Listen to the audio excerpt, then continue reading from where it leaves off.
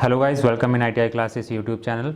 तो आज की जो हमारी वीडियो होगी ये फिटर सेकेंड ईयर के स्टूडेंट्स के लिए होगी और ये सभी प्रश्न जो हैं आपके पिछले कुछ वर्षों में पूछे जा चुके हैं और इन सभी प्रश्नों की आप PDF फाइल हमारे टेलीग्राम ग्रुप से भी डाउनलोड कर सकते हैं। तो इन प्रश्नों को डिस्कस करने से पहले मैं आपको इस चैप्टर के बारे में थोड़ा सा बेसिक इंट्रोडक्शन देना चाहूँगा। तो चैप्टर का नाम है आपका सोल्डरिंग और ब्रेजिंग। अब देखिए होता क्या है, जब आप वेल्डिंग करते हैं तो आप जॉब की जो धातु होती है उसको पिघलने तक गर्म किया जाता है। उसके बाद में क्या होता है कि जिस धातु के साथ में उसको आपको जोड़ना होता है उन दोनों के बेस जो होते हैं उनको हम मिलाकर रख देते हैं। क्या बताया मैंने कि जब आप वेल्डिंग करते हैं तो जॉब की जो धातु होती है उसको पिघलने तक आप गर्म करते हैं और जिसके साथ में आपको वो जोड़ना होता है या फिर वेल्डिंग करना होता है उन दोनों के बेस को हम मिला देते हैं। फिर मिलाने के बाद क्या होता है, उसको ठंडा करते हैं। तो उसमें क्या होता है कि जो उसका एक्चुअल साइज़ होता है उसमें क्या हो जाता है, थोड़ा सा चेंजेस हो जाते हैं। तो उन चेंजेस को होने से बचाने के लिए आप क्या करते हैं, सोल्डरिंग या फिर ब्रेजिंग करते हैं। अब देखिए सोल्डरिंग को आप किस नाम से जानते हैं? सोल्डरिंग को आप सॉफ्ट सोल्डरिंग के नाम से भी जानते हैं, मतलब मृदु सोल्डरिंग के नाम से भी जानते हैं। और जो आपका ब्रेजिंग होता है उसको आप किस नाम से जानते हैं? हार्ड सोल्डरिंग के नाम से जानते हैं, मीन्स कठोर सोल्डरिंग। अब प्रश्नों को डिस्कस करते हैं। जैसा कि पहला प्रश्न है आपका कि निम्न में से किस संयोग से सोल्डर बनाया जाता है। अब ऑप्शन इसमें आपको दिए गए हैं टीन एंटीमनी, दूसरा ऑप्शन है टीन सिल्वर, तीसरा ऑप्शन है टीन जिंक और चौथा ऑप्शन है ये सभी। अब देखिए जब आप सोल्डर बनाते हैं तो उसके लिए आप टिन एंटीमनी का भी यूज़ करते हैं, टिन सिल्वर का भी यूज़ करते हैं, टिन जिंक का भी यूज़ करते हैं। इसके अलावा आप जिंक और कॉपर का भी यूज़ करते हैं। इसके अलावा फिर आप जिंक और सिल्वर का भी इस्तेमाल करते हैं। तो ऑप्शन इसके अलावा यदि ये भी दे दिए जाएँ आपको तो क्या होंगे, वो भी सब सही होंगे। अब यहाँ पर ये तीनों के तीनों जो आपको ऑप्शन दिए गए हैं ये तीनों ही इसके क्या हैं, राइट आंसर है। और चौथे में आपको दिया गया है ये सभी, तो ऑप्शन नंबर डी क्या होगा, इसका राइट आंसर हो जाएगा। इसके बाद में सेकंड प्रश्न है आपका कि सोल्डर का गलनांक कम करने के लिए किस धातु को मिलाया जाता है।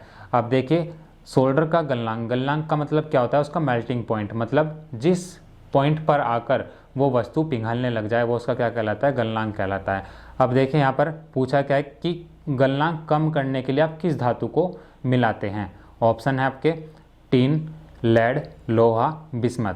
तो देखिए जो आपका बिस्मथ होता है और जो आपका एंटीमनी होता है इन दोनों को ही आप क्या करते हैं, गलनांक को कम करने के लिए और गलनांक को अधिक करने के लिए धातु में मिला देते हैं। तो ऑप्शन नंबर डी क्या होगा, इसका राइट आंसर होगा। तीसरा प्रश्न भी आपका इसी तरह से है कि सोल्डर का गलनांक अधिक करने के लिए किस धातु को मिलाया जाता है। अब देखिए चूंकि यहाँ पर अधिक करने की बात की गई है, मीन्स आपको जो मेल्टिंग पॉइंट है वो क्या करना है, बढ़ाना है। तो उसके लिए आप किस धातु को मिलाते हैं, उसके लिए आप एंटीमनी को मिलाते हैं। और जब आपको मेल्टिंग पॉइंट कम करना हो तो उसके लिए आप क्या करते हैं, बिस्मथ को मिलाते हैं। तो क्या होगा, एंटीमनी इसका राइट आंसर होगा। इसके बाद में चौथा प्रश्न है आपका कि सोल्डर फ्लक्स निम्न में से क्या कार्य करता है।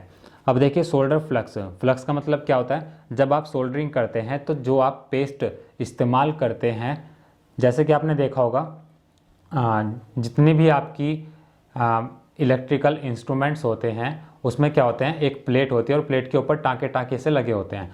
तो क्या होता है, वो टाँके जिसके द्वारा लगाए जाते हैं उसमें आप क्या करते हैं, सोल्डरिंग के द्वारा फ्लक्स से उन टाँकों को लगाया जाता है। वो फ्लक्स आपने देखा होगा, वो आपका लिक्विड में भी हो सकता है, वो आपका पेस्ट में भी हो सकता है और वो पाउडर के रूप में भी हो सकता है। तो वही आपका क्या होता है, फ्लक्स कहलाता है।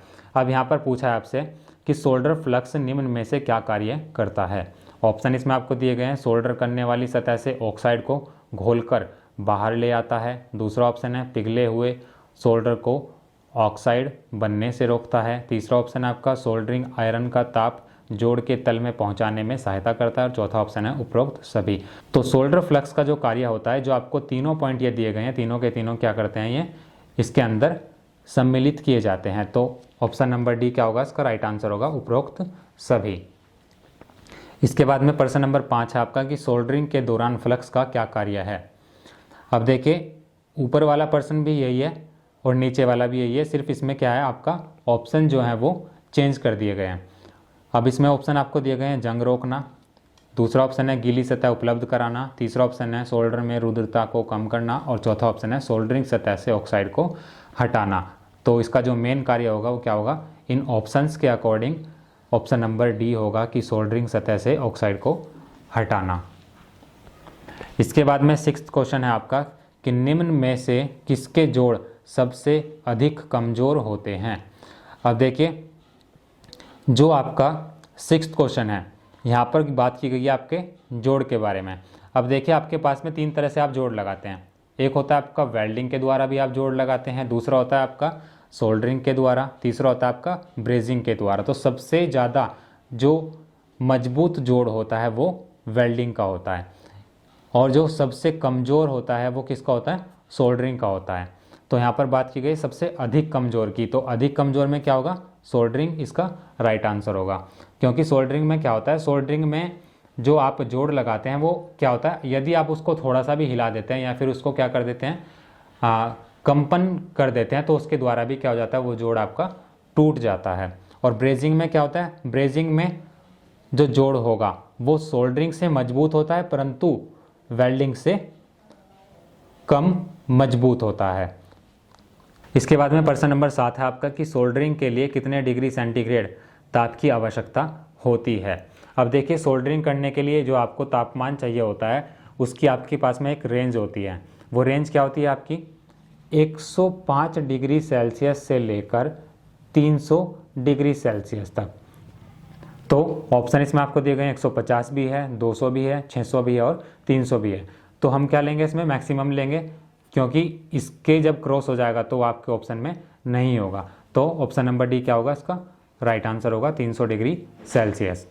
इसके बाद में 8वां प्रश्न आपका कि सोल्डरिंग आयरन की जो टिप बनी होती है वो किस चीज़ की बनी होती है। ऑप्शन इसमें आपको दिए गए हैं स्टील, कॉपर, एल्यूमिनियम, टीन। तो इसका जो सही आंसर होगा ऑप्शन नंबर बी होगा, कॉपर। इसके बाद में 9वां प्रश्न है आपका कि ब्रेजिंग के लिए प्रयुक्त फ्लक्स है। ऑप्शन इसमें आपको दिए गए हैं borax, sodium phosphate, sodium chloride, barium chloride. तो ब्रेजिंग के लिए जो आप फ्लक्स यूज़ करते हैं वो क्या होता है आपका बोरेक्स होता है।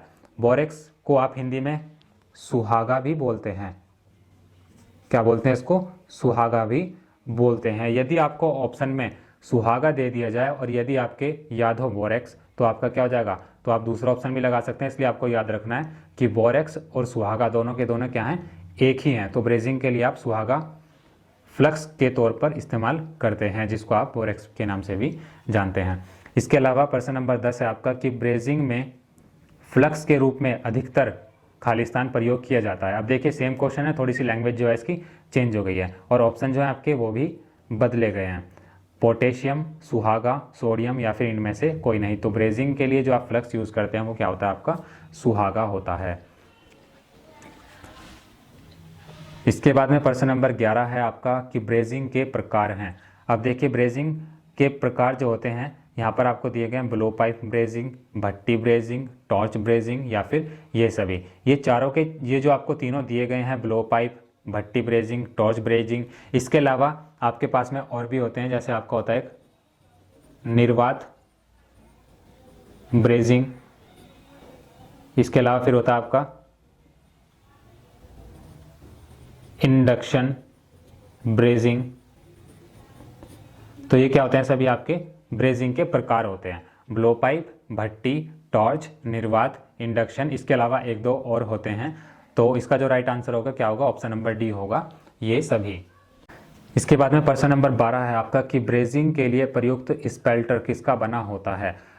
अब देखिए ऑप्शन इसमें आपको दिए गए हैं तांबे का मिश्रण, जस्ते का, तीसरा ऑप्शन है ए और बी दोनों का मिश्रण और चौथा ऑप्शन है उपरोक्त में से कोई नहीं। तो ब्रेजिंग के लिए जो आप स्पेल्टर यूज़ करते हैं वो किसका बना होता है, तांबे के मिश्रण का और जस्ते दोनों के मिश्रण का वो बना होता है। तो ऑप्शन नंबर सी क्या होगा, इसका राइट आंसर हो जाएगा। इसके बाद में 13वां प्रश्न आपका कि गंधक के बुरे प्रभाव को खत्म करने के लिए फिलर धातु में किसका प्रयोग होता है।